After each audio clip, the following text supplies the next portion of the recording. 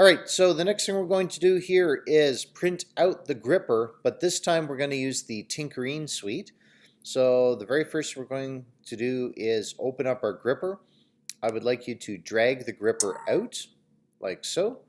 And we can basically just get rid of this folder right now. I'm not going to because I need it for another video, but you can definitely throw it out. But keep complete gripper STL. STL is the stereolithography file, which basically contains all the instructions for the printer nozzle and where it's going to go as it's drawing out the grippers. And we are going to go into TINKERINE Suite version 2 and click on it. Just in case TINKERINE Suite has upgraded, in the meantime, it should operate exactly the same and the instructions should be similar. If they're not, we'll need to talk about that quickly. So basically, TINKERINE Suite, when you first open it up, doesn't appear to have an opening window or anything. So we need to go to File and Import Model. All right, and then all of a sudden the screen comes up, and because we've saved the gripper stuff to the desktop, we just click on the file. This is it right here. All right, and you can press Open. All right, now the idea here is that TINKERINE Suite is smart enough that you can actually go and have it lay flat on the desktop of the print bed. Keep in mind that this is a picture of the printing bed of the TINKERINE that we're going to be using. And basically with the arrow keys on your laptop, I believe you should be able to actually, oh, sorry. There we go. By pressing your space bar, you should be able to get various views of the thing that you're looking at. And the only thing that we require is that the STL file is not touching an edge here. It's got to be on the grid and preferably in the center. All right. So everything should be good here. The one thing I would say is these are the various settings that you can use, and what I thoroughly recommend on this is a couple of things. First of all, there's no parts that hang over the edge or have nothing below them, so we can have all this overhang stuff turned off. The shell thickness of the model, that's just sort of how thick do we make the outside edge, should be okay at 2, but just to be on the safe side, I'm just going to up it to something like 3.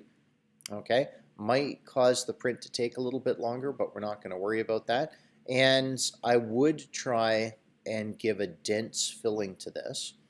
All right, just because if you do sparse or hollow, the parts themselves are going to be way too weak inside. So it's probably a good idea to select a dense here. And then aside from that, I don't want you to touch any other setting.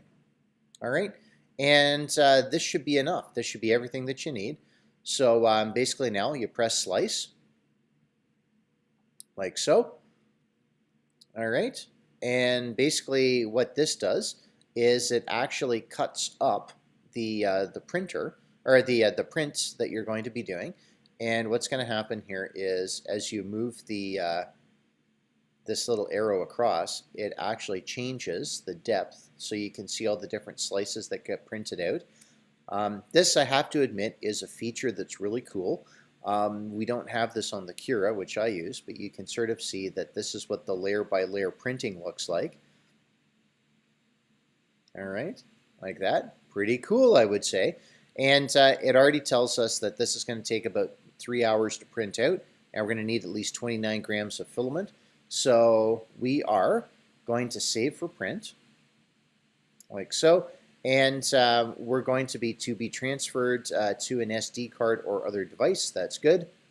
That's perfect. And we want this called Complete Gripper Save to Desktop. It's already there, so let's replace it. Perfect. And we're done. And then basically, I'm not going to talk about on the video how we're going to take this and put it onto the printer. It's a little complicated, and instead of making a video about it, I'm actually just going to show people how to do it themselves, because once you go home to your home communities, you're going to need to know how to use your TINKERINE printer. So I'll show you by hand. Okay, so that's pretty much it here for the TINKERINE suite and how to print stuff out. Printing out other stuff is almost exactly the same. There's a few little exceptions, and we'll cover that when it comes time. But this is basically how the printing is done. So I'm going to close this software, and we're going to go and end the video.